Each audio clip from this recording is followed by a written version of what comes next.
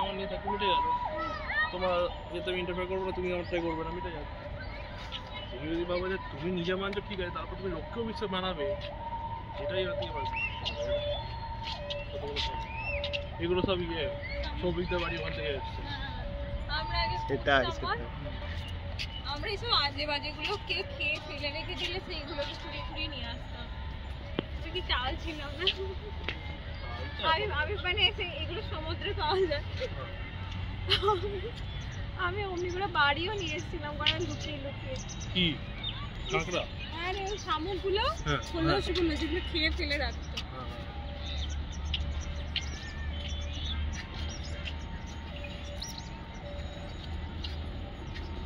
ওই কটা শামুক আর